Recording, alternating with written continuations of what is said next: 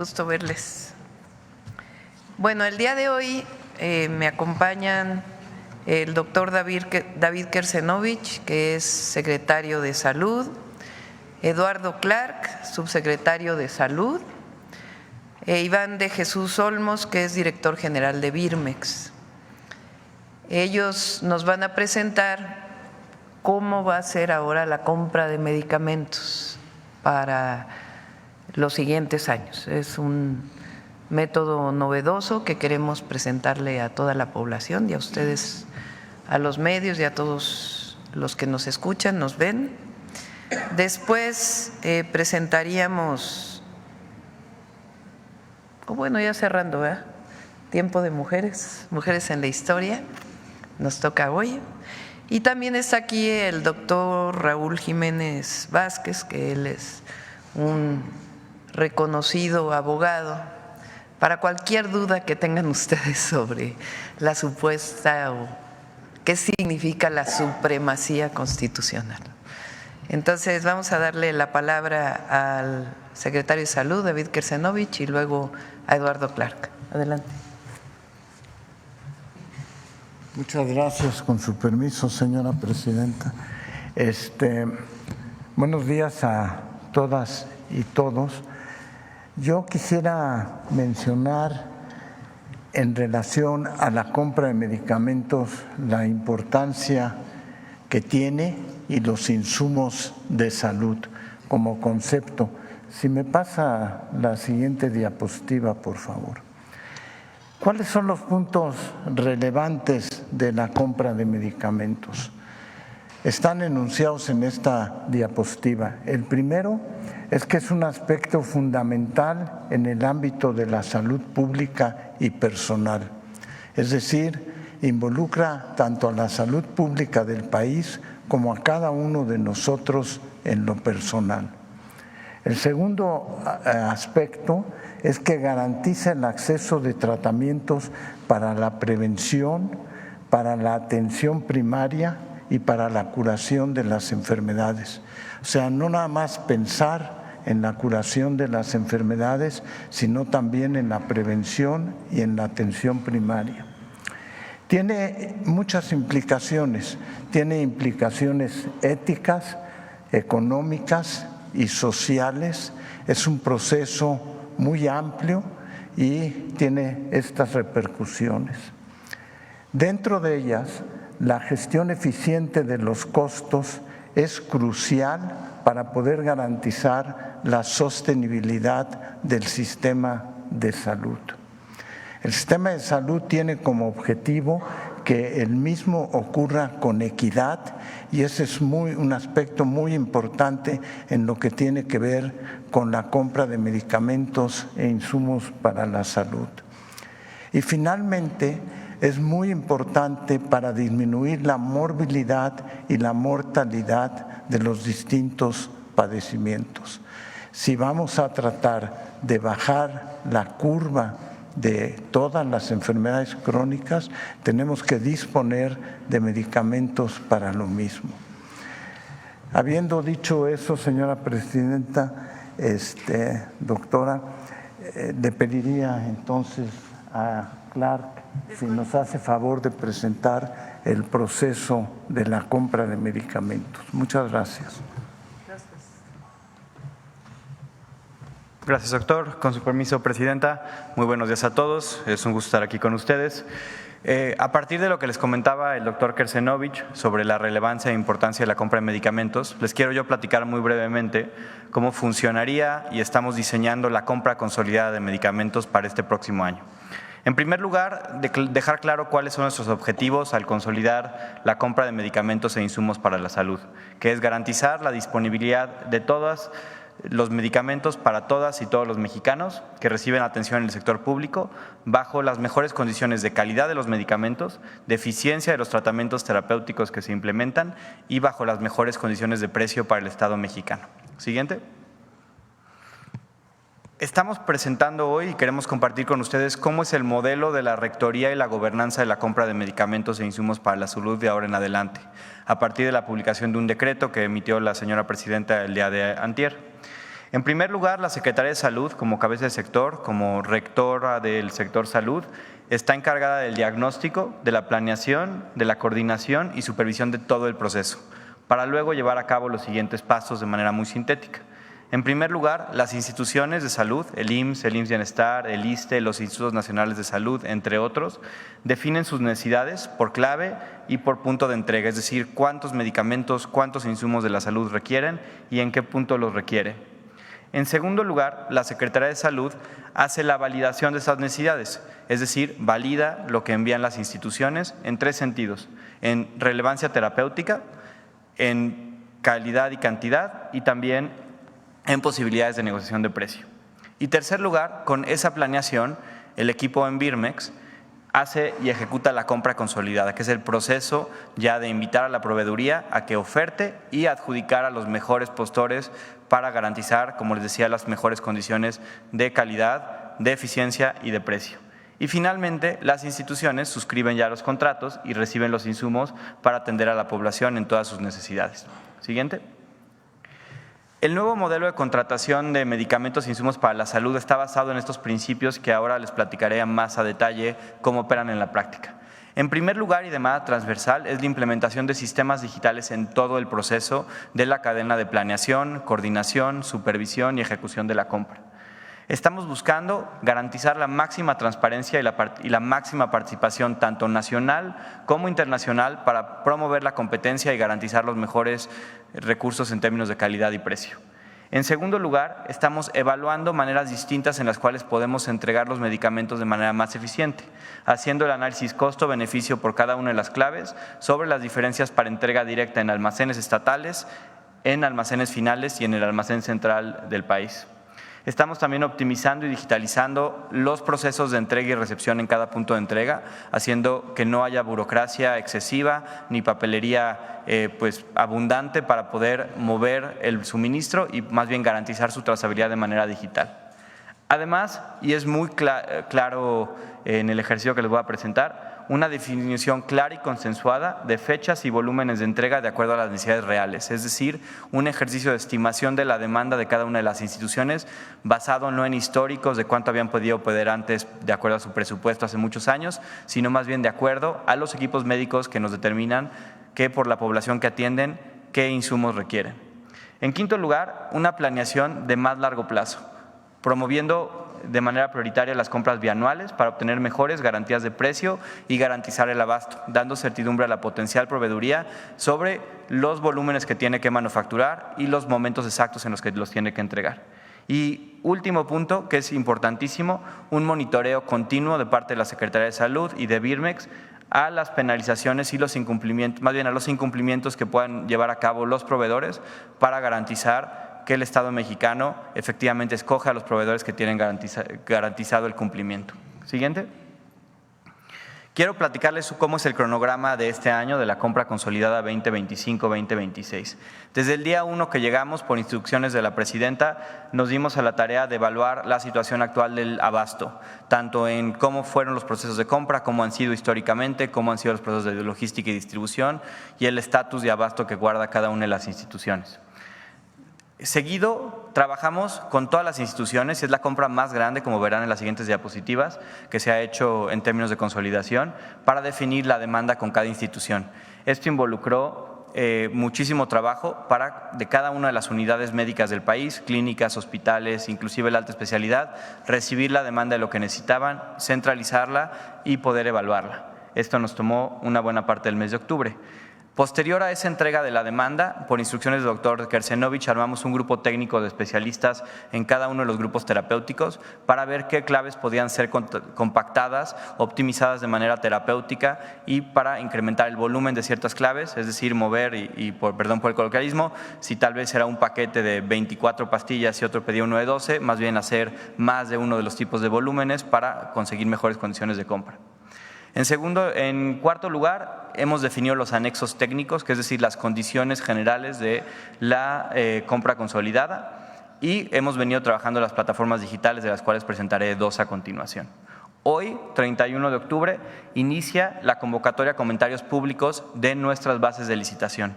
Y este proceso, que durará 10 días, lo que nos permitirá es abrir a toda la proveeduría potencial, al público en general, las condiciones de compra, los anexos técnicos, los volúmenes y las fechas de entrega que requerimos para recibir comentarios durante los siguientes 10 días y de esta manera poder, a partir de esos comentarios, que pueden ser de cualquier tipo, desde consideraciones logísticas, consideraciones de volumen, sugerencias en las modificaciones de ciertas condiciones, poder armar los anexos técnicos finales y las condiciones finales de compra para iniciar la licitación pública este mismo mes de noviembre, adjudicar contratos en el mes de diciembre y comenzar el inicio de la entrega de todos los insumos para la salud del año 2025 y 2026 a partir del 1 de marzo del 2025. ¿Por qué del 1 de marzo? Porque estamos también de manera paralela realizando una compra en este momento para garantizar el abasto en noviembre, diciembre, enero y febrero. Al planificar una compra bianual donde le pedimos a los proveedores entregar hasta marzo, lo que les damos es mucho más tiempo de planeación para ejecutar sus procesos de manufactura, para conseguir materia prima y así garantizar las mejores condiciones para el Estado mexicano. Siguiente. La compra consolidada del 2025-2026 es una compra bianual en la cual estamos concentrando 4,454 claves de medicamentos e insumos médicos. Es la compra consolidada más grande en términos de volúmenes de claves, esto a partir de una disposición sectorial de todos los institutos de darnos su demanda completa y nosotros coordinar esa integración. Representaría, en caso de llegar al volumen total, 4.9 mil millones de piezas. Y están participando más instituciones que nunca antes, aquí las tienen todas. 26 instituciones del Estado mexicano están participando en la compra consolidada, es también la compra consolidada más grande en esas magnitudes. Menciono rápidamente la propia Secretaría de Salud con los insumos de salud pública, los programas de salud preventiva, el IMSS, el ISSSTE, el IMSS Bienestar, todos los hospitales coordinados a través de los Institutos Nacionales de Salud, así como los hospitales nacionales de referencia y la propia Secretaría de Marina que se ha adherido a esta compra consolidada. Es por mucho la más grande en términos de instituciones, volumen y claves. Siguiente. Y hoy queremos presentarles, para que ojalá puedan ustedes difundirlo mucho, esta plataforma que es la plataforma de difusión y discusión pública de las compras consolidadas de insumos médicos del sector salud. Es una plataforma en la cual cualquier persona puede consultar los proyectos, es decir, cada una de las claves que vamos a pedir, va a poder acceder a la información administrativa, financiera, legal, de tiempos de entrega, un poco lo que normalmente se haría en las bases de licitación. Representa el total de los volúmenes que les mencionaba y todas las claves. Cada proveedor interesado o persona en general interesada, no tiene que ser un proveedor, puede monitorear y filtrar por buscar el texto, paracetamol, el nombre de lo que sea, qué tipo de insumo es, si es material curativo, si es un medicamento, a qué grupo terapéutico pertenece para filtrar, si una, por ejemplo, proveeduría provee solo oncológicos, la clave, si alguien tiene ese tema más específico, ver todas las claves que estamos comprando o bueno, buscando comprar y en cada una de ellas poder meterse para revisar, como van a ver en un segundo, la ficha técnica, es decir, qué estamos comprando y cuánto esperamos poder comprar, tanto para el primer año como para el año posterior.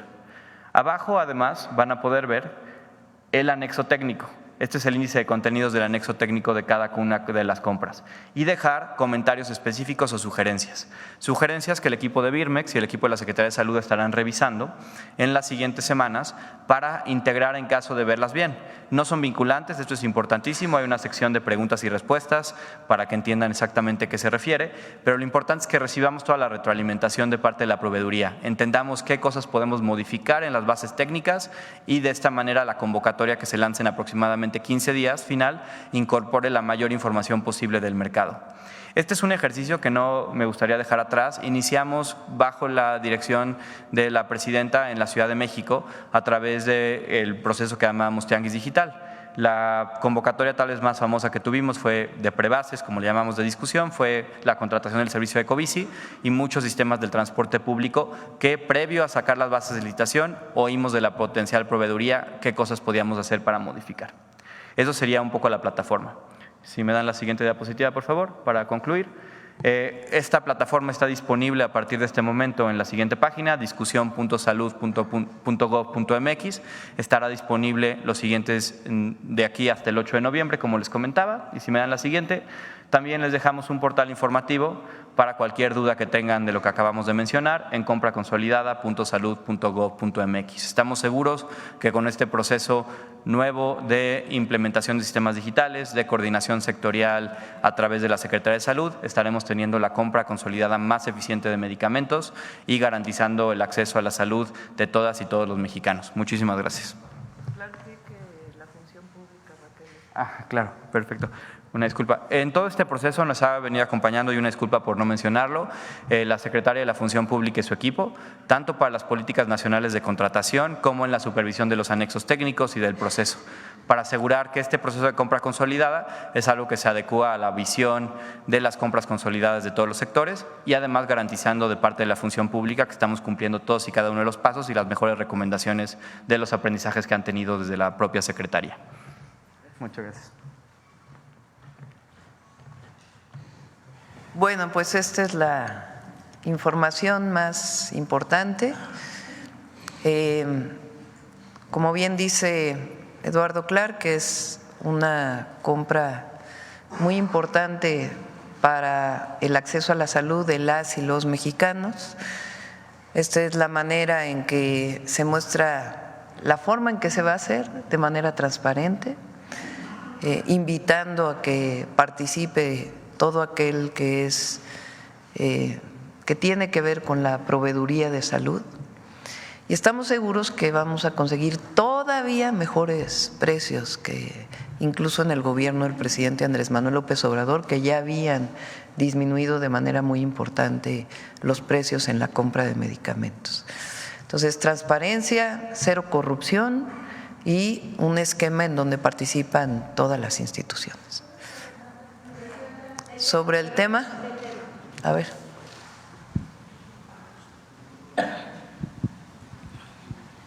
Gracias. Muy buenos días, Presidenta, a los del gabinete también.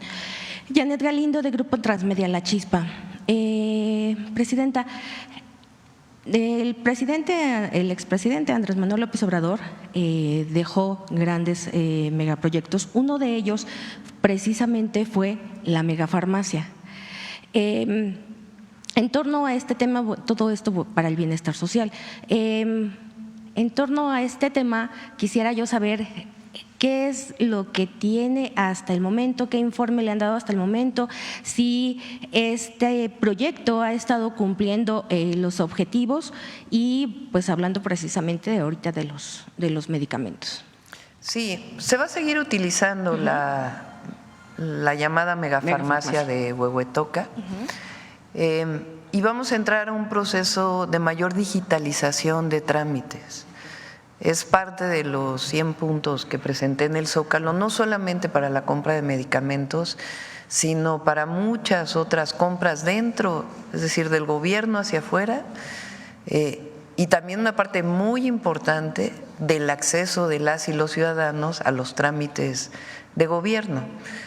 Para eso se está creando la agencia digital, y ustedes conocen a Eduardo Clark, que se volvió muy conocido en la época de la pandemia porque él, aunque no es médico, aprendió mucho de ello y permitió desarrollar todos los procesos para hacer eficiente la atención a la salud en aquel momento de la pandemia.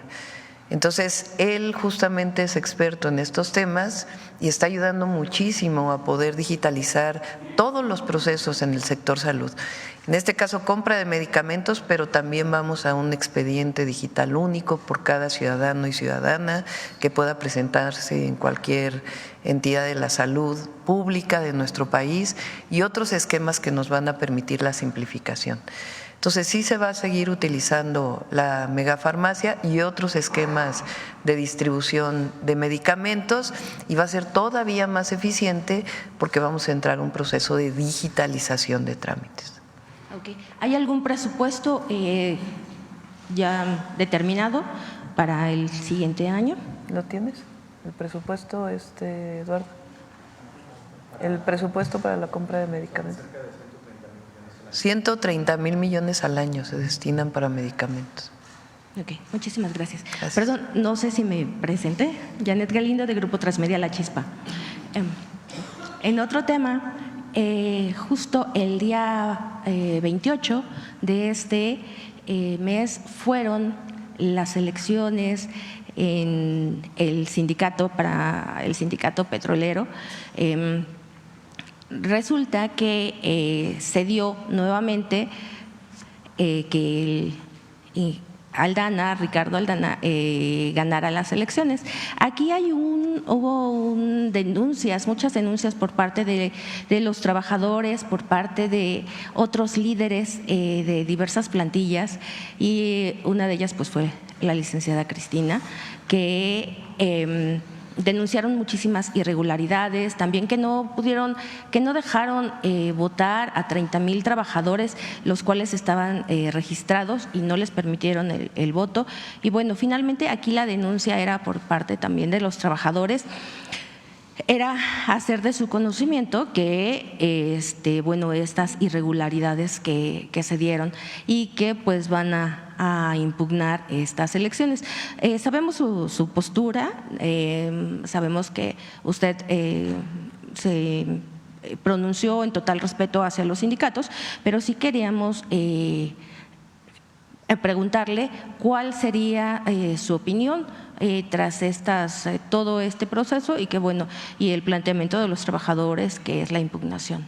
Sí, tienen derecho a impugnar, es parte del procedimiento que se sigue en estos casos y en otros, cuando hay personas que no están de acuerdo con los resultados. Y también pues el secretario del Trabajo, Marat, estuvo atento, y si desean una reunión con él, pues por supuesto también los puede recibir. Pero nuestra posición siempre es la libertad de decisión de las y los trabajadores petroleros en este caso, y en general de cualquier trabajador, tanto del Estado, de algún organismo público, como de empresas privadas. Muchísimas gracias. Presidenta. Y finalmente, ¿qué va a pasar? Pocas semanas antes de que concluyera la administración del expresidente López Obrador, hicimos una denuncia de una persona, del señor Ernesto Pimienta, que él denunciaba que le ganaron terrenos al mar en Jalisco, en Barra de Navidad. Y este caso, ellos siguen pagando impuestos, pero no pueden hacer uso de esos terrenos. Finalmente, este caso se dio la indicación que tanto Semarnat como la Secretaría de Gobernación tomaran el caso, cosa que se hizo, pero con el cambio de administración. De hecho, le dieron varias citas al señor, y con el cambio de administración pues ya no se le dio seguimiento en este proceso. ¿Qué va a pasar con estos casos, doctora? Sí, le pedimos a la Secretaría de Gobernación que le dé seguimiento. Ok, gracias. Gracias.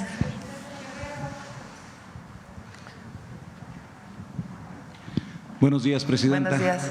Me da mucho gusto saludarla. Si me permite plantear esto que ocurrió ayer y que parece aberrante a todas luces, que un peón, si me permite esa expresión, del Junior Tóxico en Radio Nacional haya hablado abiertamente ya de un golpe de Estado. Entre los us, as y qué interesante de la entrevistadora, José Ramón Cosío, el exministro, habla de la hipotética posibilidad de hasta destituirla. Y entendiendo lo que ha pasado en Brasil, lo que está pasando en Colombia, permítame pedirle su opinión y el mensaje para el Tigre. Creo que, recordando lo que en algún momento me dijo el expresidente Andrés Manuel López Obrador, de que la oposición no se estaba portando tan mal, creo que esta oposición ya ha rebasado un límite, y también los medios de comunicación que permiten decir cualquier cosa en sus radios o en sus televisoras. Para iniciar, Presidenta, por favor.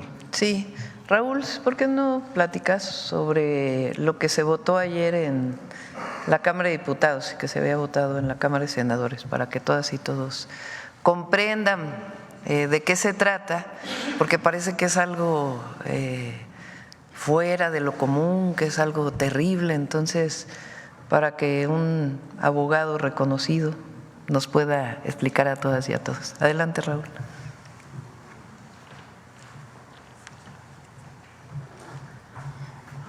Con mucho gusto, con su venia, señora presidenta, un honor. Buenos días a todos, todas quienes están presentes en esta mañanera.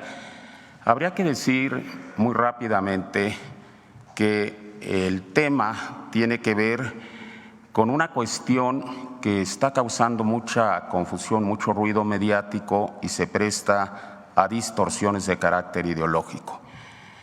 Y esta noción fundamental del derecho constitucional se llama supremacía constitucional. ¿Qué es la supremacía constitucional?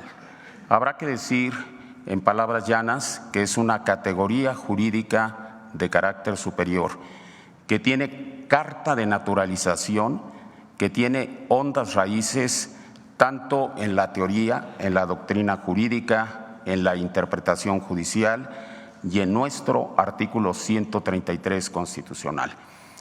¿Qué quiere decir supremacía constitucional? Quiere decir que la Constitución, la Carta Magna, es el texto fundante del orden jurídico mexicano, federal, estatal y municipal.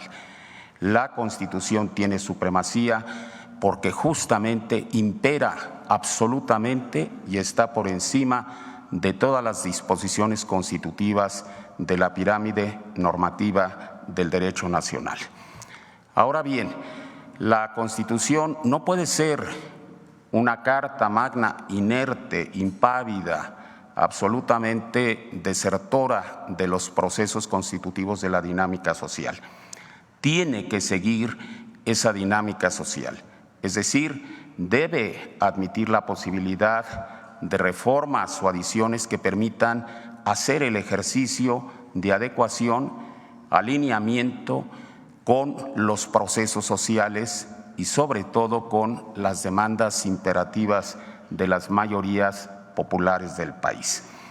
Y esta idea de que la Constitución tiene supremacía, pero que debe admitir un mecanismo de reformas o adiciones, fue sabiamente prevista por el histórico, el grandioso, el maravilloso constituyente de Querétaro de 1917. Y a este respecto nos dejó el instrumento y el procedimiento para llevar a cabo esa adecuación del texto constitucional a los cambios sociales, a los imperativos que demandan fundamentalmente las mayorías populares de nuestro país. Y así fue como en el artículo 135 de nuestra Carta Magna, que no ha sufrido modificación alguna desde su promulgación el 5 de febrero de 1917, se consagran el órgano y el procedimiento para llevar a cabo reformas o adiciones a la Carta Magna.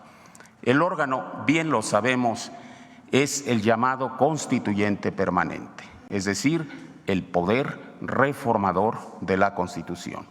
Y el procedimiento previsto ahí mismo en el artículo de referencia 135 es el procedimiento complejo que vincula, que conecta y articula al Congreso de la Unión a través de mayorías calificadas y a las legislaturas de los estados mediante la conjugación de la mayoría simple. Ya una vez que las reformas o adiciones se han producido y se ha hecho su publicación oficial a través del Diario Oficial de la Federación, estas pasan a formar parte íntegra, inescindible, inseparable del texto constitucional. Y eso justamente ha ocurrido y está ocurriendo con las reformas constitucionales promovidas por el gobierno de nuestra Cuarta Transformación. Y eso, sin duda alguna, va a ocurrir con la reforma trascendental a los artículos 105 y 107 constitucional. Cuando ello ocurra, que será en un breve lapso, en virtud de que el poder reformador de la Constitución está en la etapa final, es decir, en la aprobación por la mayoría de las legislaturas estatales, habrá de ocurrir en las próximas horas.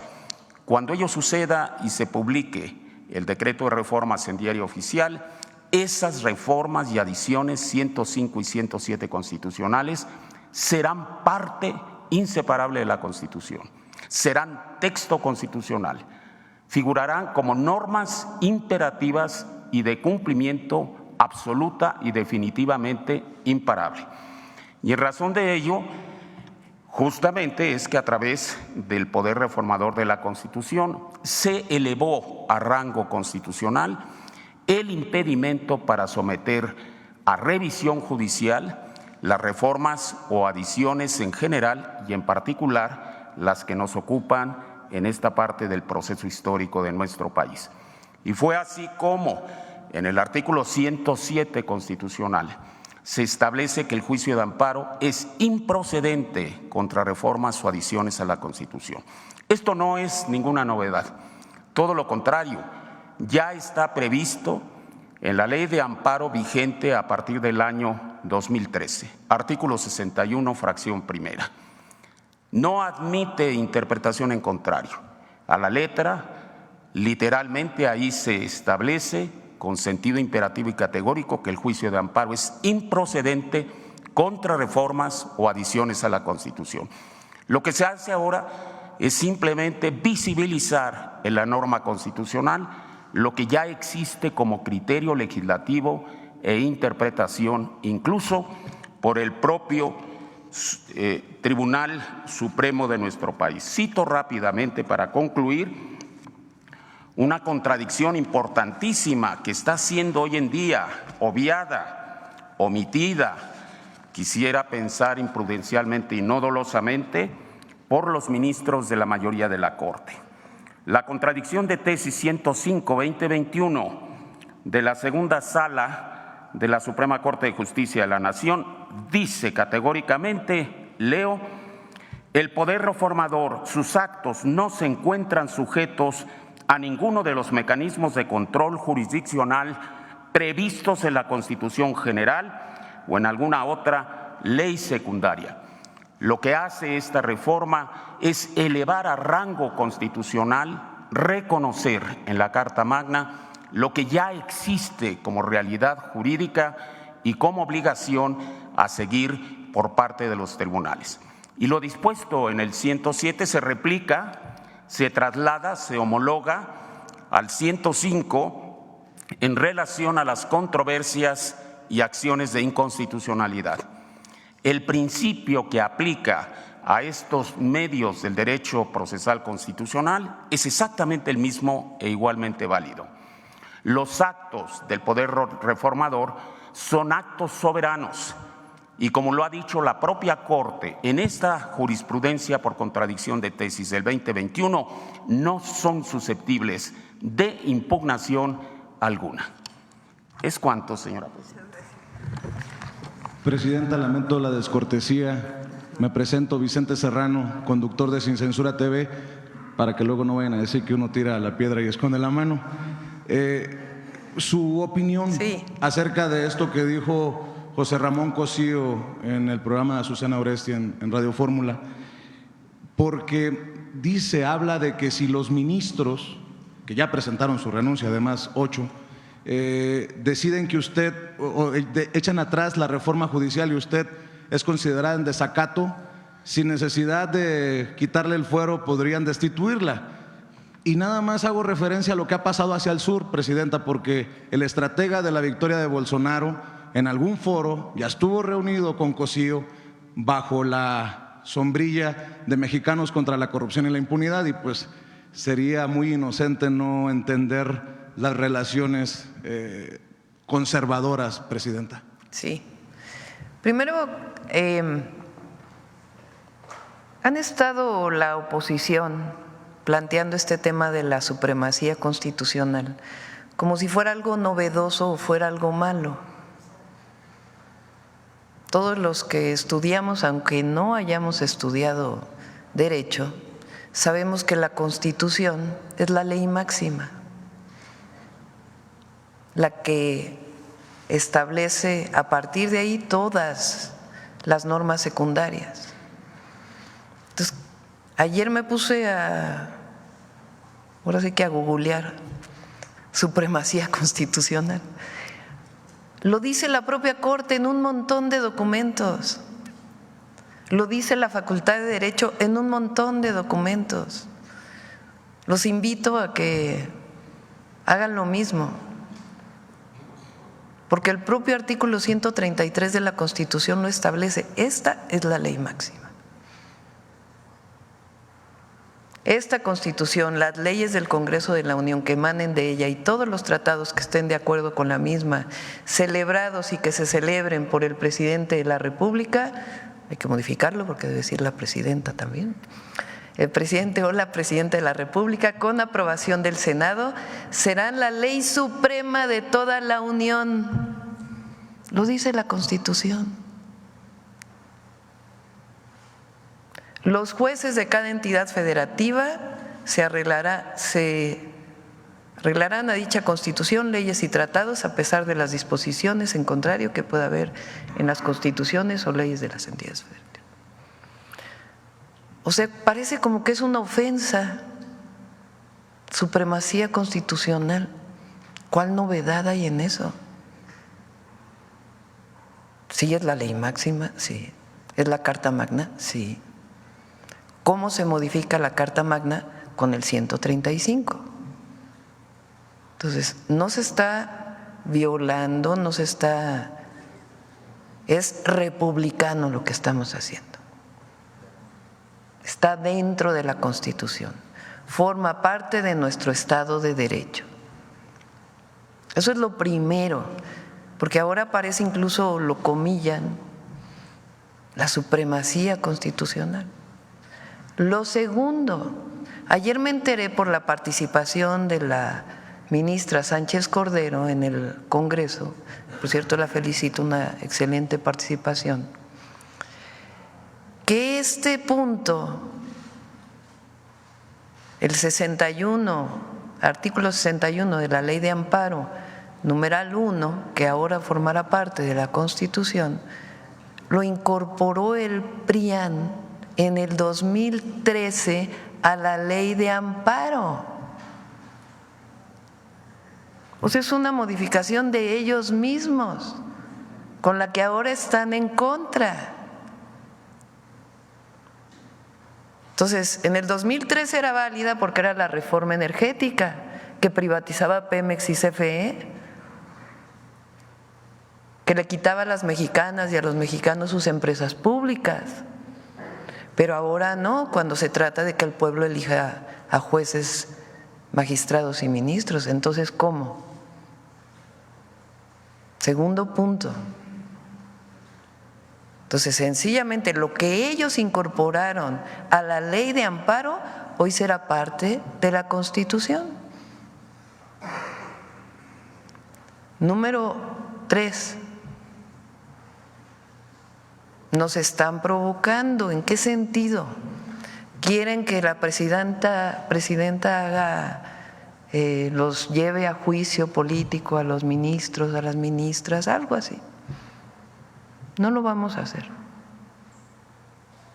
Por más que estén violando ellos la Constitución, porque es lo que ellos quieren. Todavía pienso yo, fíjense, qué bien pensada soy, que hay ministros y ministras dentro de esos 8 que van a recordar sus clases, su historia y cómo van a pasar a la historia.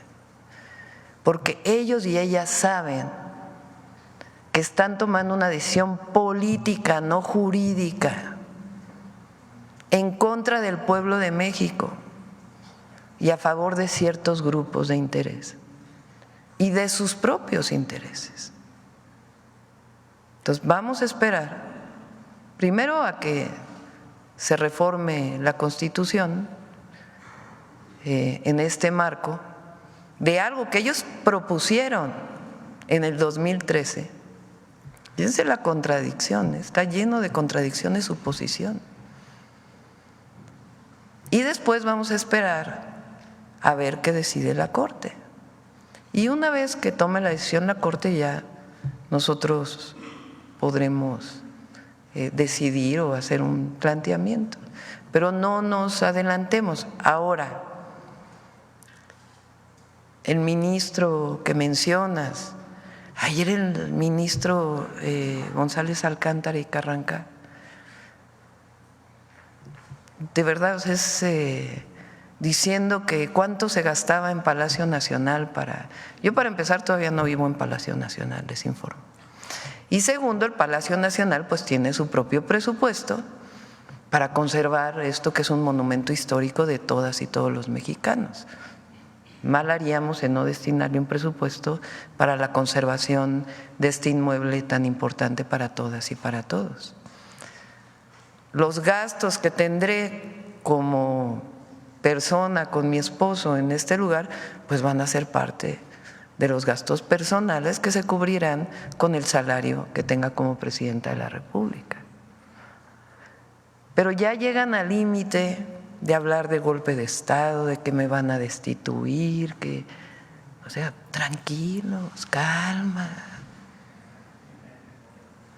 Por ahí hay una foto del Popocatépetl hace como 2 semanas, ¿no? A ver si la ponen. Nos mandó un mensaje el Popo. Vamos a esperar. Y a toda la ciudadanía, todos somos responsables de conocer la Constitución. No es solo para expertos, no es solo para constitucionalistas, para abogados. Es lo que nos rige como mexicanas y mexicanos. Y no es, habrá artículos que a lo mejor son más complejos de entender, pero hay algunos que son claros, absolutamente claros. Entonces, ¿qué le diría a los comentócratas? Bueno, ya dijeron que vamos a modificar la Constitución para que se acepte la tortura. De verdad, es que, claro, si ellos tuvieran mayoría para modificar la Constitución, como fue durante todo el periodo neoliberal, entonces no pasa nada. Pero ahora que se regresa al pueblo, ahí está él. Calma, tranquilos, amor y paz. Vamos a esperar a que resuelva la Corte. Y apelo a las ministras y a los ministros a que recuerden sus clases, a que… Ese supuesto golpe de Estado, porque el pueblo raso, los que viajamos en el metro, las peceras, los taxis, o la gente que anda en el campo, pues sí se cree las mentiras de los medios oficiales y sus comentaristas, porque el apoyo que le dio el pueblo pasadas elecciones, pues tiene una ideología diferente y un pensamiento diferente a la gente que está en los medios o en las ciudades más grandes como es este caso. Sí, no se tardaron ni media hora en empezar la crítica. Pasó la toma de protesta y al otro día, como decía el presidente López Obrador, que todos al mismo tiempo. Nado sincronizado. Nado sincronizado. Es que uno lee y yo la verdad no oigo mucha radio y televisión, no me da tiempo, pero me pasan un resumen y digo, bueno, pero es que es lo mismo.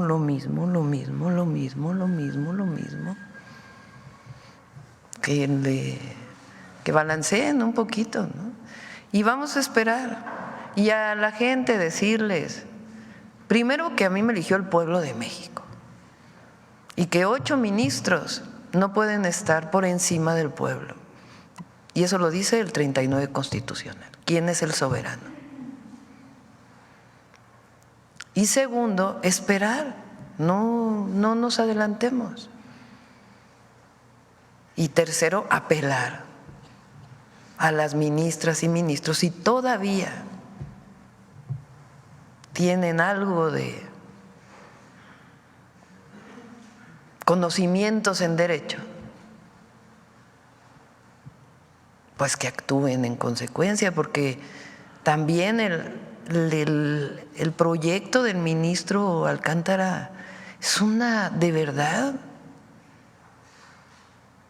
es un posicionamiento político, no tiene nada que ver con con las leyes o con la Constitución, que también ellos juraron defender. Si me permite, dos rápidos planteamientos, Presidenta. Se cumplen este año 200 años de la conformación del gran estado de Occidente, Sinaloa, Sonora, parte de Arizona, y el 14 de noviembre va a haber una sesión histórica en Álamos, Sonora, donde, por cierto, nació María Félix, un pueblo mágico. Ahí va a sesionar el Congreso. Hago referencia a esto porque también hay una ilusión histórica entre los pueblos hermanos del Fuerte Sinaloa y Álamos, Sonora. Primero fue capital de ese gran estado de Occidente, el Fuerte, después Álamos, y siguen de alguna manera incomunicados porque hay un camino de terracería que está complicadísimo, y esto de alguna manera ha frenado el desarrollo de lugares como el Fuerte y como Álamos, que viven del turismo. Entendiendo que Sonora ha sido privilegiado hacia el norte con la planta fotovoltaica, la carretera Guaymas-Chihuahua, ¿le han presentado en algún momento este proyecto para la pavimentación? Creo que son 70 kilómetros de terracería entre el Fuerte y Álamos. No sé si usted tiene conocimiento de esta ilusión histórica y no sé si sea algo que pueda estar en sus planes, Presidenta, en el marco de este 200 aniversario bicentenario de la constitución de ese gran estado de Occidente. Sí, es alguno de los proyectos que nos planteó el gobernador. Próximo año nos vamos a seguir en el norte porque hay una carretera que acordé con el presidente López Obrador que la íbamos a hacer a partir del próximo año, que es Bavispe Nuevo Casas Grandes, porque él la comprometió y ya no le dio tiempo de hacerla. Entonces me comprometí en un mitin ahí en Sonora de que la íbamos a hacer nosotros. Entonces el próximo año iniciamos con esa y vamos a continuar hacia Chihuahua, de Guaymas a Chihuahua, pero consideramos esta para los siguientes años. Es el rinconcito muchas veces olvidado del sur de Sonora, ahí entre Chihuahua, Sinaloa y Sonora, y le agradezco que lo tome en cuenta. Y para cerrar, la han atacado también desde ayer que se dio a conocer este reconocimiento Nobel por la sustentabilidad. Su opinión, ahora que se ha hecho público y hay una invitación para que regrese a su alma mater en Berkeley, ¿sería tal vez su primer viaje al extranjero, Presidenta? Sí, bueno, agradecer porque nos llegó hace 2 días este comunicado. Fue sorpresivo porque no es que nosotros hayamos gestionado el premio, es una fundación de la familia Nobel que se dedica particularmente a sustentabilidad y tiene que ver pues con el trabajo académico y el trabajo como servidora pública que realicé principalmente en el gobierno de la ciudad. El premio se entrega el 21 de noviembre. Quiero aclarar porque no es mi alma mater la Universidad de Berkeley en California. Mi alma mater es la UNAM. Mi doctorado, yo tengo un título de doctorado de la Universidad Nacional Autónoma de México en Ingeniería en Energía, pero toda mi tesis doctoral la hice asociado a un laboratorio que está asociado a la Universidad de Berkeley en California. Y me daría mucho gusto ir, no sé si vaya a tener la oportunidad, porque ya decidimos que sí vamos al G20. Eso es el 18 y 19 de noviembre. El 20 de noviembre, por obvias razones, tengo que estar en México, estaría regresando el 19. El 20 estaríamos aquí para el desfile y la conmemoración del inicio de la revolución. Y esto es el 21. Estamos viendo, porque habíamos hecho un acuerdo para tener una reunión con empresarios y el gobierno de Alemania, si se puede mover eso para el 20 en la tarde, que la habíamos pactado hace como 3 meses. Entonces ya no estoy segura que pueda ir el 21, pero pues estaremos mandando a alguien en nuestra representación. Agradecer y para mí el mayor privilegio es servir al pueblo, más allá de los títulos y reconocimientos académicos o al servicio público. Es un privilegio enorme y que tengan la certeza de que vamos a cumplir y siempre vamos a estar a la altura de las circunstancias. No llegamos para traicionar al pueblo, llegamos para cumplirle al pueblo de México.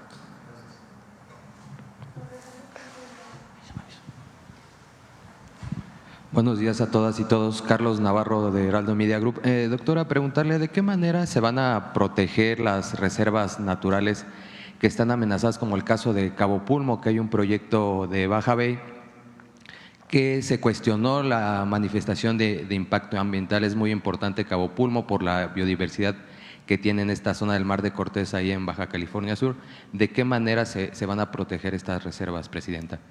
Sí, primero tenemos una gran secretaria de Semarnat, Alicia Bárcena, está ahora en la COP16 de biodiversidad, muy reconocida nacional e internacionalmente. María Luisa Albora, quien fue secretaria de Semarnat, también es una excelente compañera. Está tomando una decisión la doctora Bárcena de centralizar los estudios de las autorizaciones de estudios de impacto ambiental. Hoy tienen una parte descentralizada y a veces hay malos manejos, pero a veces no hay la suficiente conocimiento para poder autorizar. Entonces ella está tomando la decisión de que los proyectos más importantes se analicen dentro de la Secretaría de Medio Ambiente, y eso es algo importante. Y en particular en Cabo Pulmo ella decidió retirar la autorización de manifestación de impacto ambiental, porque consideró que no era suficiente como para la protección que requiere esta área tan importante, lo que estaba expresado en la autorización. Entonces se retiró esta autorización y ella está realizando un trabajo muy importante en la Semarnat para poder centralizar estas autorizaciones que no lleven pues a una mala decisión, vamos a tomarlo así, en alguna de las entidades de la República, sobre todo los que son proyectos más grandes y de mayor impacto. ¿Se está haciendo algún análisis en todo el país para revisar estas manifestaciones que puedan tener algunas irregularidades? Ahí en donde hubo, particularmente esta, donde ella consideró que no cumplía con todo lo necesario y que podía tener la obra que se planteaba un impacto ambiental muy grande. También preguntarle sobre el tema de relocalización de empresas, el nearshoring. ¿Cómo va el avance y si ya hay está enfocado en el sur del país, en el interoceánico? ¿De qué manera se está llevando este proyecto de relocalización de empresas, doctor? Sí, vamos a presentar ya muy pronto el Consejo para la Relocalización y Desarrollo Regional. Sigue habiendo mucha inversión extranjera en nuestro país, a pesar de lo que dicen de que se está yendo la inversión. Ayer estamos haciendo un trabajo muy importante para dar alternativas de abastecimiento de agua a la región centro y en particular a Hidalgo, Ciudad de México y Estado de México. Es un grupo de trabajo donde participa la gobernadora del Estado de México, el gobernador de Hidalgo y la jefa de gobierno de la ciudad. Ayer tuvimos reunión y el gobernador de Hidalgo me comunicó que se acababa de anunciar una inversión muy importante de la empresa Mercado Libre en Hidalgo, de miles de millones de dólares, entre otras muchas empresas que están llegando a nuestro país.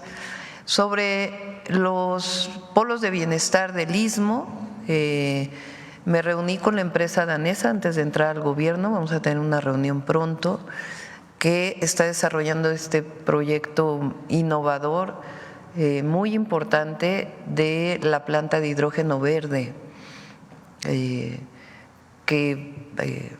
va a ser un trabajo pues de alrededor de 3-4 años para poderla inaugurar. Y me he estado reuniendo también con los empresarios que tienen a cargo los polos para ver su avance, cómo se desarrollan, y también los dos puertos, el de Salina Cruz y el de Coatzacoalcos, que también entiendo que ya se pidieron las grúas y se va a desarrollar. Entonces, tanto los del sur-sureste como en otras partes del país, recuerden que nuestro objetivo es llegar a 100 parques industriales nuevos en el país en los próximos 6 años. Muchas gracias, buen día a todas y todos. Por acá. Buenos días, Liliana Piña de tiempo.com.mx y puentelibre.mx de Ciudad Juárez. En el primer tema, Presidenta, la presidenta Guadalupe Tadei acusa a sus compañeros consejeros de invasión de funciones, ya que interpusieron una controversia constitucional para impugnar nuevas atribuciones de la presidenta del INE. ¿Qué opina de la controversia y del acuerdo de estos consejeros y si sigue la resistencia contra la 4T y el INE? No conozco muy bien el tema, entiendo que tiene que ver con el nombramiento de servidores públicos dentro del Instituto Nacional Electoral que están parados porque no se ponen de acuerdo los consejeros. Ha planteado la presidenta del INE varias veces distintos perfiles y no lo votan en el Consejo. Entonces, un planteamiento por parte de una de las iniciativas en donde ella pudiera nombrar directamente. Y eso es lo que está en la controversia, ¿no? Pero no quisiera dar más opiniones al respecto. El siguiente tema, Presidenta. El secretario de Seguridad Pública de Chihuahua, Gilberto Loya Chávez, confirmó que en Ciudad Juárez ha detectado la presencia de una organización criminal muy peligrosa originaria de Venezuela, el cual tiene por nombre Tren de Aragua. Esta banda es muy peligrosa porque su operativo consiste en poner a las órdenes de otras bandas locales, pero cuando tomen fuerza pueden desplazar a las otras bandas. Han tratado este tema en la mesa de seguridad y también saber si hay una comunicación con las autoridades de Ciudad Juárez para atender esta situación. Pediría al secretario que se ponga en contacto. Hay investigación, inteligencia y detenciones. Lo mostramos el martes pasado desde que llegamos. Ayer hubo detenciones muy importantes, lo tocamos hoy en el Gabinete de Seguridad, que se desarrollan a partir de esta nueva estrategia de mayor coordinación con la Fiscalía General de la República, con los estados y con la Secretaría de Seguridad Ciudadana, la Secretaría de la Defensa y la Marina. Y en particular en este caso pues pedimos que entre en contacto el secretario.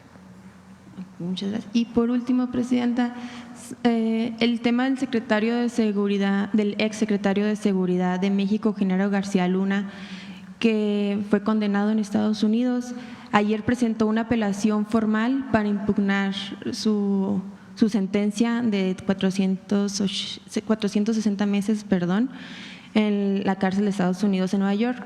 ¿Cuál es su opinión del gobierno mexicano acerca de esa apelación? Bueno, pues está en su derecho, ¿no? Todo ciudadano está en derecho de apelar, en este caso ante las autoridades estadounidenses,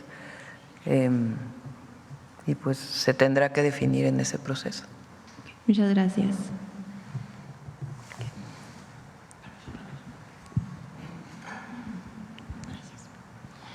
Buenos días, Presidenta. Isabel Briceño, de Pie de Página. El 4 de octubre fue desaparecida la defensora de derechos humanos del pueblo Mije, Sandra Domínguez. Ella había enunciado la existencia de 2 grupos de WhatsApp, Sierra XXX y Megapeda, donde el actual coordinador estatal de delegados por la paz del gobierno del estado de Oaxaca, Donato Vargas, compartía fotografías de mujeres desnudas y en especial de mujeres indígenas mijes. Su familia y la comunidad hicieron una carta pública para pedir la intervención de la Federación y del Gobierno estatal, y también el Comité de Desaparición Forzada de la ONU solicitó información del caso. ¿Qué les responde? ¿Podría decirnos si tiene algún avance de las investigaciones? Está trabajando el equipo del Gabinete de Seguridad. Si es un caso doloroso, esperemos que ella esté bien, pero sí se está trabajando y se está en contacto con las familias también. Okay. Sobre este mismo tema, el pasado 27 de octubre se cumplieron 3 años de la desaparición de Irma Galindo, defensora del bosque Ñusabi de Oaxaca. Días antes de su desaparición, el 23 de octubre del 2021, su comunidad Mier y Terán fue atacada por un grupo de personas armadas y dejaron 100 casas calcinadas y decenas de personas desplazadas. Lo último que se supo de ella, porque envió mensajes a sus amigas, es que iba en una junta junto al mecanismo de protección otorgado, que le habían otorgado protección y resguardo, pero ya no volvió. La pregunta tiene que ver con el mecanismo de protección a personas y periodistas y defensoras de derechos humanos. ¿Qué medidas se están tomando para fortalecer el mecanismo y para proteger a los defensores ambientales? Si hay algunas acciones especiales para la protección de mujeres de pueblos indígenas que son defensoras del territorio y que enfrentan pues a grupos criminales. Muchas gracias. Sí, la Secretaría de Gobernación le vamos a pedir a Rosa Isela que siga pues con estos casos. Por cierto, menciono la secretaria de las Mujeres, Itlali, hizo una muy buena intervención en Querétaro. La verdad, mis felicitaciones. Cuando salió la noticia que la preguntaron aquí, le llamé y le dije, ¿por qué no ves qué podemos hacer por esta joven? Y se fue para allá, de inmediato se comunicó con las familias, con el fiscal, y ella fue liberada. Y la verdad fue una intervención muy buena y creo que con la sensibilidad que tiene Citlali, en estos casos ella va a seguir apoyando, además de todo el apoyo institucional. Entonces fue muy bueno y en este caso en particular, pues también la Secretaría de Gobernación con sus funciones. Sí, tenía un grupo el presidente Andrés Manuel López Obrador para atención en estos casos también de periodistas. Lo estamos reactivando y se está trabajando para que no haya impunidad. Acá. Gracias, Presidenta. Buenos días. Rodrigo Muñoz, de NX Noticias. La primera sería comentarle, el Grupo Aeroportuario del Pacífico, junto con el Grupo Aeroportuario de la Ciudad de México, están planteando la posibilidad de que se aumente la TUA, que es este impuesto para los pasajeros, hasta en un 60% en vuelos nacionales y 40% en internacionales. Conocer si existe algún tipo de plan o estrategia por parte del gobierno para tratar de compensar quizá esta subida en los precios del impuesto, o si existe algún tipo de comunicación con ellos. No se está planteando. Lo que hubo es que los concesionarios de aeropuertos pagaran más, que también lo seguimos revisando nosotros, pero este incremento que planteas en el TUA no está en los planes. Okay, por otro lado, comentar, hace unos días se dio a conocer que eran ya 400,000 barriles de petróleo los que se envió a Cuba por parte de esta ayuda humanitaria. Saber si es ya el resto del plan, si todavía pretenden seguir apoyando de otra forma, y más o menos cómo va la situación en este diálogo con la isla para atender esta crisis. Sí. Vamos a apoyar a Cuba por razones humanitarias y además México nunca ha estado a favor del bloqueo. Pensamos que, y es histórico, no es de ahora, que impacta al pueblo cubano, aparte de la política exterior de México. Entonces se va a apoyar a Cuba, se está apoyando primero técnicamente. No tengo el dato exactamente de cuántos, pero si son 400,000, solo para que tengan una idea, México produce al día 1.6 a 1.8 millones de barriles diarios. Entonces, 400,000 barriles ni siquiera es la producción de un día. Entonces, nada más para que se ponga balance en el número, ¿no? Entonces, pero aunque haya críticas, nosotros vamos a ser solidarios y por razones humanitarias. Dos cuestiones muy rápidas. Hoy se da a conocer el incremento del PIB en 1.5% durante el tercer superó trimestre. todas las expectativas, decían que… Su comentario. así dije en un mitin con el presidente López Obrador en la transición. Decían que no iba a haber Tren Maya, decían que no iba a haber aeropuerto Felipe Ángeles, decían que no iba a haber interoceánico, decían que no iba a haber pensión a los adultos mayores, decían que no se iba a apoyar que no iba a alcanzar, decían que no iba a crecer el PIB en este trimestre. Pues sí creció a 1.5. Y ya por último, nada más si me regala un comentario respecto a algún acuerdo que se haya llegado ayer con los integrantes de la CENTE que se reunieron con usted por la tarde, saber si van bien estos diálogos y conocer si por parte de Presidencia pues hay algo importante a destacar de este encuentro. Gracias. Sí, van a seguir los diálogos con ellos.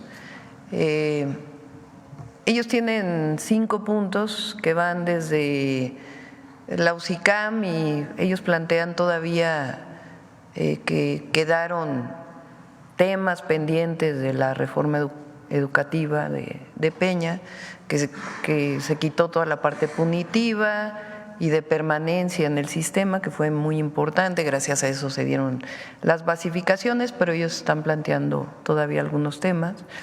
Hay que decir que coinciden tanto la CENTE como el CENTE en estos casos. Entonces, siempre el diálogo, y va a estar ahí Mario Delgado atendiendo, y nos vamos a estar reuniendo periódicamente, y también temas con el ISSSTE, que está Martí también apoyando en estas reuniones. Vamos aquí adelante. Ajá. Presidenta, buenos días. Gustavo García, de Comunicante MX. Presidenta, primero le quiero preguntar, hace un momento acaba de hacer un comentario muy importante. Este Palacio Nacional es de las y los mexicanos. Yo recuerdo hace muchos años que se nos permitía el acceso, transitar libremente. Entiendo que en años recientes ha habido muchas manifestaciones e incluso ahora mismo hay vallas metálicas que impiden el acceso. Sin embargo, Presidenta, en este recorrido soy una persona, un reportero que viaja por todo el país, y cuando hago estos reportajes de turismo y preguntándole a la gente qué es lo que les gustaría conocer de la Ciudad de México, invariablemente el Zócalo y Palacio Nacional creo que coincido con usted, son monumentos con mucha historia que vale la pena que los mexicanos lo vivan. Incluso mucha gente me ha comentado que les gustaría estar en este salón, conocer dónde se lleva a cabo la mañanera. Presidenta, ¿hay planes para que se abra al público en algunos días en específico este monumento, este Palacio Nacional? Sí, entiendo que después de que afectaron una de las puertas, limitaron el acceso justo porque pusimos la ofrenda aquí. En un ratito, a ver si se dan una vuelta porque quedó muy bonita. Entonces pregunté que cómo estaba el acceso. Entonces lo estamos viendo, evidentemente tiene que reabrirse el acceso a todas y todos. Esta es la Casa del Pueblo de México. De acuerdo, Presidenta. Como segundo tema, antes de que terminara el sexenio del presidente Andrés Manuel López Obrador, estuve en esta mañanera, una semana antes, le hice el comentario referente a un contrato polémico que existe con el AIFA, en donde se invirtieron 80 millones de pesos para sacrificar a 300 perros y gatos. En ese momento el expresidente no estaba enterado. Obviamente él, como expresidente animalista, dijo que no estaba de acuerdo con que estuviera ocurriendo eso. Él quedó de que se iba a investigar, incluso me pidió Jesús Cuevas la carta de transparencia en donde se verificaba que efectivamente el AIFA estaba sacrificando, la administración del AIFA estaba sacrificando estos perros y gatos. Le quiero preguntar, Presidenta, si usted trae una agenda animalista, si nos la puede compartir. Y referente a este tema en específico, si usted está de acuerdo, si se va a revisar este contrato, si hay la posibilidad de que estos perros y gatos que están invadiendo las pistas del AIFA pudieran ser trasladados a algún albergue o tuviera alguna otra acción que no implicara necesariamente el sacrificio inmediato. Sí, está por pasar la reforma constitucional de la protección a los animales. Voy a preguntar a la Cámara de Diputados cómo la tienen, pero este año se tiene que aprobar. Y por supuesto que pues, no estamos a favor de estas acciones y lo vamos a revisar, vamos a ver qué pasó con este caso y pues siempre estar a favor de la protección de los animales. De acuerdo, presidente. Y como último planteamiento, nosotros somos un medio que transmitimos desde Tijuana para México y Estados Unidos, específicamente sobre este tema, presidenta. Hace poco se dio a conocer la lista de ciudades más peligrosas del mundo con base a ese indicador de cuántos homicidios por cada 100,000 habitantes. Tijuana, Zacatecas, Uruapan, Celaya quedaron en este top 10. Yo sé y confío y creo que estos programas sociales y esta estrategia de seguridad va a rendir frutos, ¿no? Porque eso es lo que tiene que ocurrir, a todos nos conviene que dé frutos. Yo le quiero preguntar, presidente, específicamente si para Tijuana, que es una ciudad fronteriza, una ciudad compleja en sus temas de seguridad, que viene arrastrando de años atrás, ¿cuál va a ser la estrategia de contención? Más allá de que, reitero, estos programas sociales van a tener un impacto positivo, pero en el hoy, en el presente, hay miedo en estas ciudades, hay miedo en Tijuana de salir a las calles, de hacer una vida normal, pero pues es un hecho que estos asesinatos siguen ocurriendo, ¿no? Acaba de llegar el nuevo presidente Briceño a la presidencia municipal de Tijuana, la gobernadora da ese respaldo, pero desde Presidencia de la República, ¿cuál sería la estrategia de contención para que estas ciudades pudieran salir de ese top 10 y pudieran también ya decirle a su sociedad que se está dando un resultado contundente o un resultado que ellos puedan percibir de inmediato, presidenta? Estuvo aquí la gobernadora Marina del Pilar la primera semana que llegamos. El día de hoy, por cierto, estuvieron los gobernadores, digo gobernadores porque todavía no ha habido cambio de gobierno en Chiapas. Estuvo el actual gobernador de Chiapas y el gobernador electo. Yo diría que ustedes conocen nuestra estrategia, que es de 4 ejes: atención a las causas, fortalecimiento de la Guardia Nacional, inteligencia e investigación y coordinación. ¿Qué estamos haciendo para que se entienda, digamos, esta estrategia? Además de los programas sociales, del apoyo permanente de Jóvenes Construyendo el Futuro, se está trabajando en algunos municipios, Tijuana es uno de ellos, en donde hay una intervención social mayor o por parte del Gobierno de México en coordinación con los gobiernos de los estados mayor en la parte social. Cada una tiene su problemática. Tijuana pues tiene su propia problemática por ser una ciudad fronteriza, pero ahí se va a apoyar en ciertas zonas de Tijuana para poder hacer un trabajo casa por casa para poder atender a la población y particularmente a los jóvenes, a las y los jóvenes. Segundo, presencia, la coordinación en la presencia de las policías municipales, estatales, de la Guardia Nacional y en su caso de las Fuerzas Armadas. Entonces, la presencia, por ejemplo, ha sido importante en Sinaloa para proteger a la población. Entonces, la presencia de las fuerzas de seguridad coordinadas pues es muy importante. La tercera tiene que ver con la inteligencia e investigación para disminuir la impunidad. Un grupo delictivo, o para la detención de un delincuente, de un grupo delictivo o varios delincuentes, pues tiene que haber orden de aprehensión, a menos que haya una detención en flagrancia cuando están cometiendo el delito. Si no, nuestro sistema lo que dice es que debe haber una orden de aprehensión. ¿Quién da la orden de aprehensión? Un juez. ¿A partir de qué? De una carpeta de investigación que abre el Ministerio Público. Si es delito del fuero común, es el Ministerio Público Estatal y es un juez del Poder Judicial Estatal. Si es un delito del fuero federal, el Ministerio Público Federal o sea, la Fiscalía y un juez federal. ¿Con base en qué otorga un juez, suponiendo que no hay corrupción? ¿Con base en qué otorga un juez una orden de aprehensión? Pues con base en las pruebas que se presentan en una carpeta de investigación. Cuando hablamos de delincuencia organizada, pues es muy importante que las carpetas de investigación se integren bien para que venga la orden de aprehensión y después la inteligencia y la investigación para detener a quienes están generando violencia.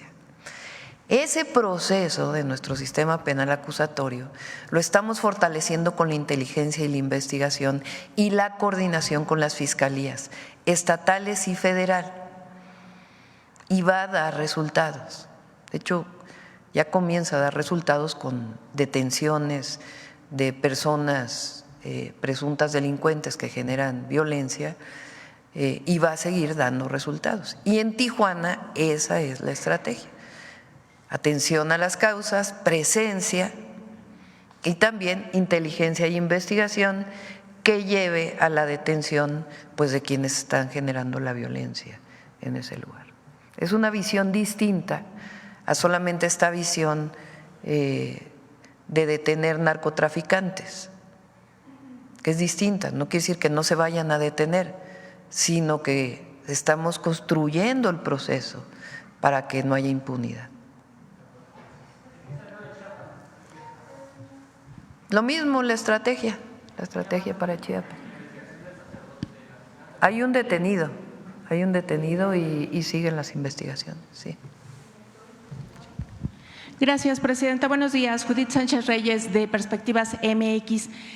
Preguntarle, Presidenta, sobre este informe del estatus de la megafarmacia, sobre todo del stock de medicamentos especializados que tiene, aprovechando pues obviamente la presencia de las autoridades sanitarias, si nos pueden dar información al respecto, y también sobre los países en los que se hizo la compra de medicamentos especializados y cuántos de ellos han caducado, si es que se ha dado esta razón. Ha habido ahí algunas publicaciones periodísticas que han mostrado esta situación, saber la razón, y también preguntarle si dentro de la firma de los nombramientos que hizo este martes se encuentra el del titular o la titular de COFEPRIS. Sí, está la titular de COFEPRIS, ¿cómo se llama ella?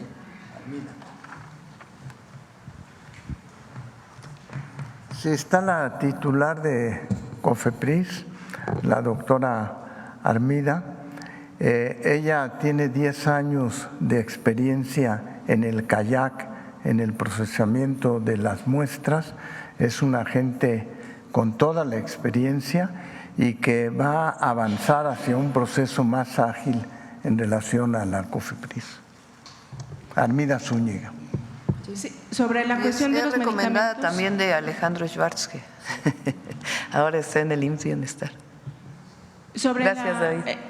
Sobre el estatus de los Ya les damos toda la información. ¿Se va a dar un informe especial, Presidenta?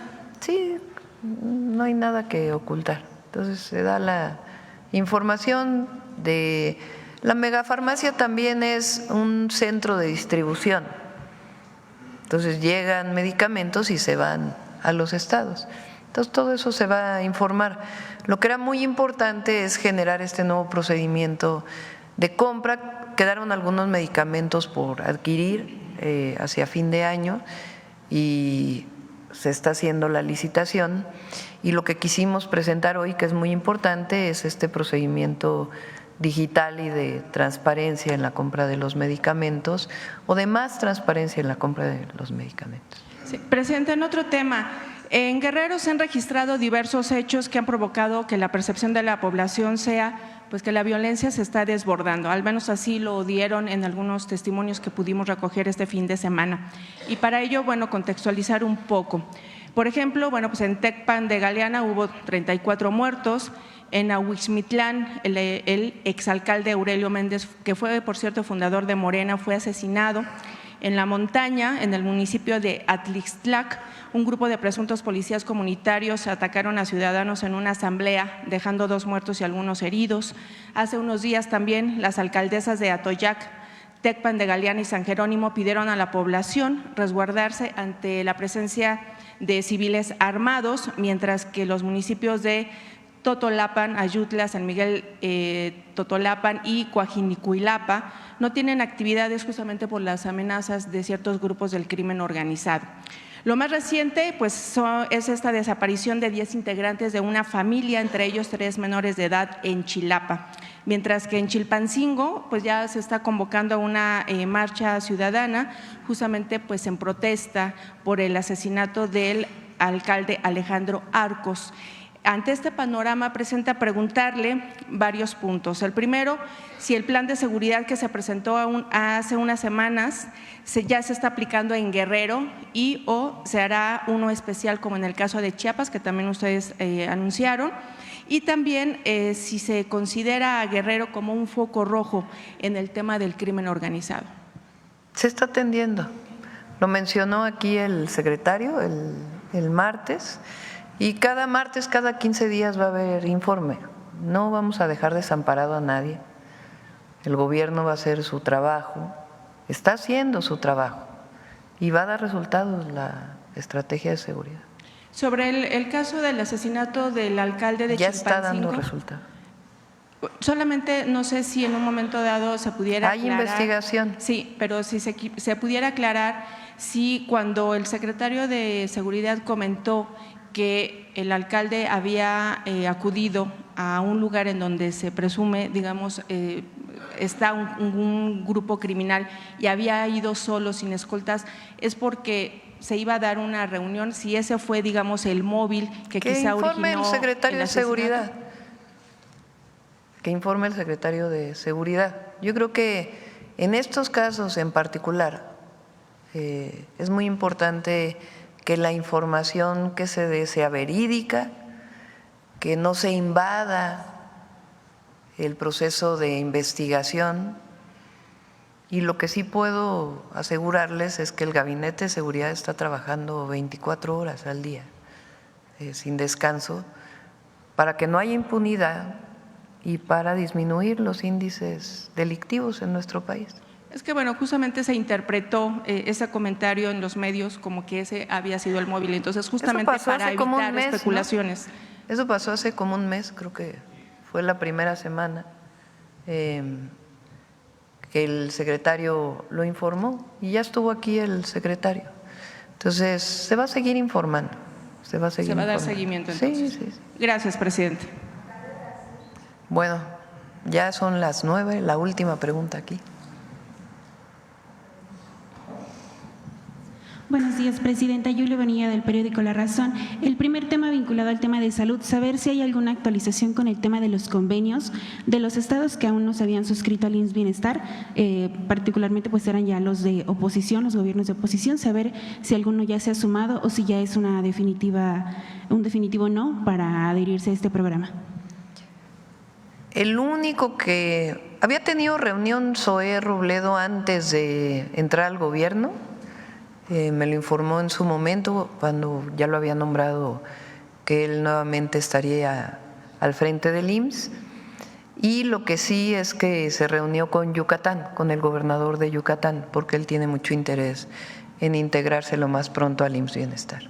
Y el resto de los gobiernos, porque en septiembre, si no me equivoco, terminó como la prórroga que les habían dado a los gobiernos justamente porque pues la federación es la que se va a hacer cargo, ¿no? Todavía no hay un interés así marcado de decir vamos a integrarnos al IMSS Bienestar, pero siempre hay la posibilidad.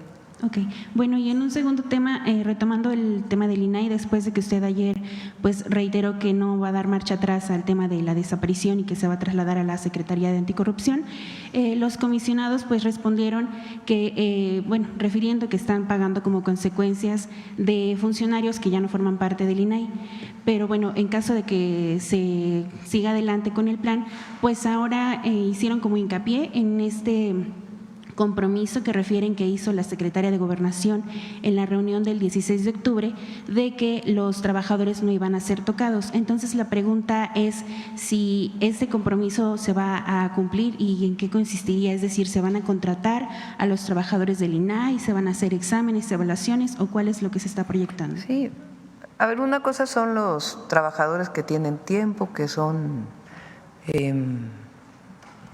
que han generado derechos dentro del marco de la ley laboral, y otros son otros trabajadores de confianza. Ayer mencioné que vamos a hacer una reducción muy importante de 5% de todo el gobierno, porque ese recurso tiene que ser destinado a los nuevos programas sociales y a las obras públicas. Entonces, en principio no se va a revisar, vamos a plantearlo así. Ahora, ayer, por cierto, vi un anuncio también del INAI que dice, si desaparece el INAI, una señora que se le resolvieron un caso de su pensión, exactamente, y que entonces ahora, ¿qué va a pasar si desaparece el INAI? Y ya no va a poder. Pues claro que va a poder, y claro que vamos a defender a todas y a todos los mexicanos. Las injusticias están en muchos lugares y nosotros tenemos obligación de atender.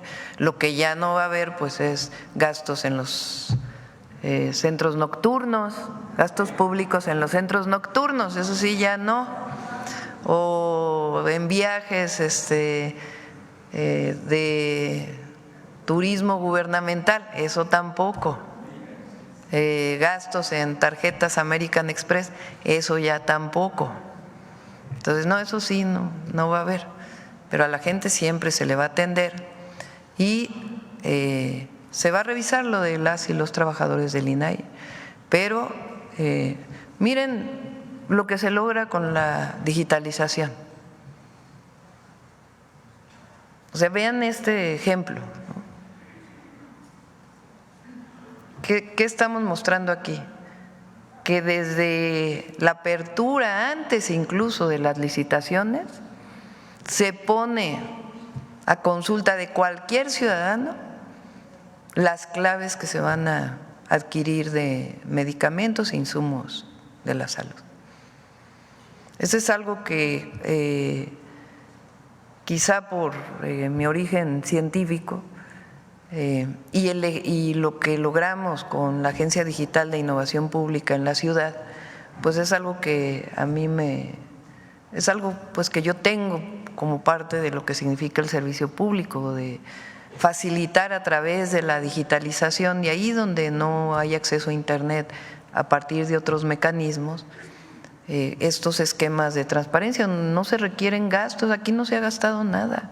Fue Eduardo y su equipo que trabajan en la Subsecretaría de Salud y obviamente el doctor Kersenovich, junto con Birmex y todas las instituciones que se están reuniendo desde antes de que entráramos al gobierno para poder poner en práctica este nuevo sistema. A ver, ¿esto lo tiene el INAI? Entonces, corruptelas no, eso sí no. Y tampoco en la compra de medicamentos van a regresar aquellas empresas que compraban todo. Para eso hay transparencia. Entonces, cero corrupción. Esa es una manda del pueblo de México para todos los que somos de la Cuarta Transformación. Cero corrupción, transparencia que ayuda a evitar la corrupción y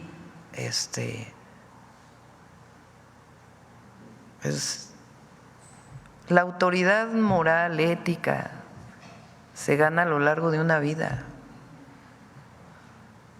No es de una declaración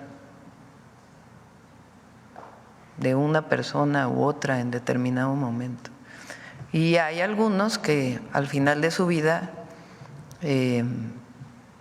hacen una revisión. Por eso, ahora que va a terminar el tiempo de los actuales ministros y ministras, aprovecho nuevamente que hagan una revisión de cómo quieren pasar a la historia. Si quieren pasar a la historia como constitucionalistas o quieren pasar a la historia violando la Constitución, siendo ministros y ministras. Entonces ahí está, para que Bueno, vamos a cerrar con Noemí. Sobre insistir en el tema del Comité de Evaluación del Poder Ejecutivo, si ya tienen los nombres. Los vamos a dar a conocer en un comunicado, en un rato. Hoy mismo. Sí, hoy es el último día. Sí, por cierto, no viene ahí, lo vamos a publicar en el diario oficial para que se haga la formalidad. Si pudiera adelantarnos qué tipo de perfiles son, qué consideraciones tomaron para elegirlos. Son perfiles de personas que conocen sobre el Poder Judicial, personas probas, que se dedican a distintos temas de distintos lugares de la República, pero luego a veces quienes nacimos en la ciudad, luego somos, yo no, pero mucha gente centralistas y se eligen a puras personas que son de la ciudad, entonces son de distintos lugares de la República y algunos no son grandes conocidos, pero tienen un antecedente que les permite que puedan ser de este comité que va a evaluar todos aquellos que se inscriban para jueces, magistrados y ministros. Aprovecho cerrando para que el INE también revise cuánto va a costar la elección el próximo año,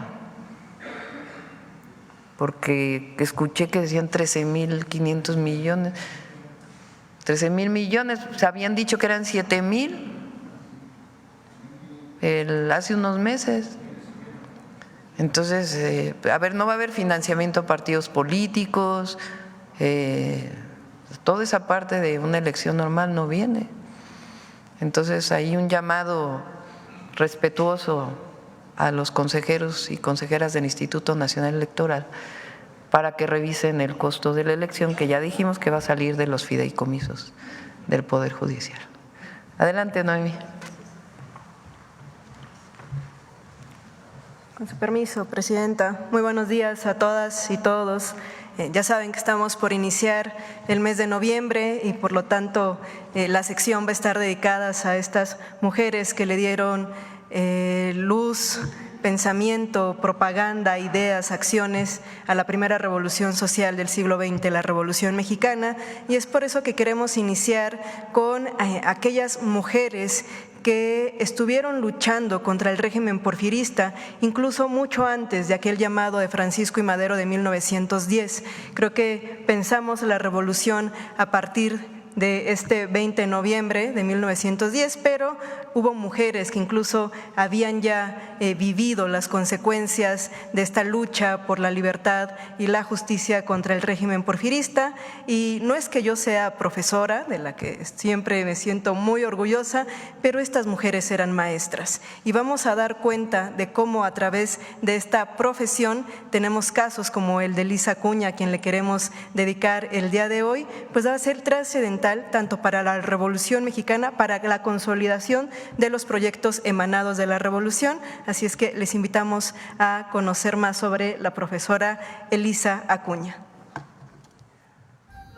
Elisa Acuña fue una maestra, periodista y revolucionaria originaria de Mineral del Monte Hidalgo, quien luchó desde distintas trincheras en contra de la reelección y en defensa de la libertad, la justicia y los derechos de la mujer. A principios del siglo XX se afilió al Club Liberal Ponciano Arriaga, opositor a Porfirio Díaz, donde ocupó el cargo de vocal en la mesa directiva, de la que también formaban parte los hermanos Flores Magón. En estas reuniones de jóvenes disidentes, mujeres y hombres discutían textos e ideas revolucionarias y organizaron un movimiento en contra de la dictadura porfirista que fue reprimido.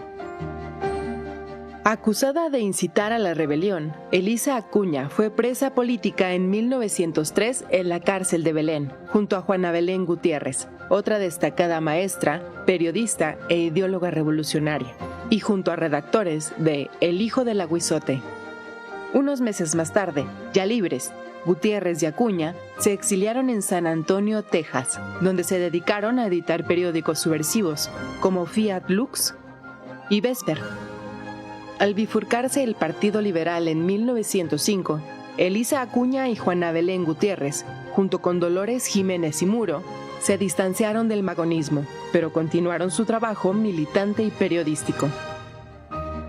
En 1910 fundaron el club antirreeleccionista Las Hijas de Cuauhtémoc que agrupó a más de 300 mujeres que demandaron al gobierno porfirista mejores condiciones laborales para las mujeres, organizaron huelgas y exigieron un cambio político y social de fondo. Crearon además el periódico La Guillotina. En 1910, Elisa Acuña participó en la organización de la Gran Convención Nacional Antirreeleccionista en apoyo a la candidatura de Francisco I. Madero a la presidencia. Tras el asesinato de Madero, Elisa Acuña colaboró con el zapatismo repartiendo propaganda antihuertista en el estado de Puebla, por lo que fue perseguida. Elisa Acuña participó en el Consejo Feminista Mexicano, organismo creado en 1920 que buscó agrupar a las mujeres que se involucraron como propagandistas en la Revolución Mexicana y que, entre otras cosas, reclamó a los hombres del movimiento revolucionario el no haber reconocido el valor de las mujeres que participaron. Al crearse la Secretaría de Educación Pública, Elisa Acuña se integró al proyecto de formación para las escuelas rurales y en 1927 llegó a ser jefa de la Sexta Misión Cultural en San Luis Potosí, Zacatecas y Aguascalientes. Fue hasta 1945, un año antes de morir, que a Elisa Acuña se le concedieron oficialmente las condecoraciones del Mérito Revolucionario. La idea que me gustaría destacar es las maestras como protagonista de revoluciones en la historia y hoy día. Como dimos cuenta, fueron abriendo camino para que llegáramos a aquel 1910 y se atendiera el llamado. Elisa Acuña había sido presa desde 1903, es decir, 7 años del levantamiento de Madero, porque bueno, ya se había enfrentado al régimen porfirista y lo hacía a través de la prensa, a través de las letras, mujeres muy destacadas de la época también como Dolores Jiménez y Muro, Juana Belén Gutiérrez, y después de este levantamiento, de esta revolución social, pues las vamos a encontrar también consolidando el sistema educativo nacional. Como mencionaba, 1921 se crea la Secretaría de Educación Pública, una herencia de la revolución social, y estas maestras pues son las que van a ir consolidando la educación rural mexicana y pues las vamos a encontrar sobre todo en las misiones culturales, muchas maestras destacadas también como Elena Torres, por ejemplo, y van a hacer sus reconocimientos algo tardíos, 1945 como veterana de la revolución y bueno, también el día de hoy y a través de estas secciones nombrándolas y dando a conocer sus historias y les digo sobre todo pues la importancia en las revoluciones y en las transformaciones de nuestro país. Que tengan excelente día todas y todos. Es cuanto, Presidenta. Muchas gracias. Mañana les voy a dar vacaciones para que se levanten tarde. Nos vemos el lunes. Voy a estar aquí en la ciudad el fin de semana. Gracias a todas y todos. ¿Perdón? No, ya. Gracias a todos y a todas. Gracias. Sí, voy a grabar un video y luego para que puedan ir. Gracias.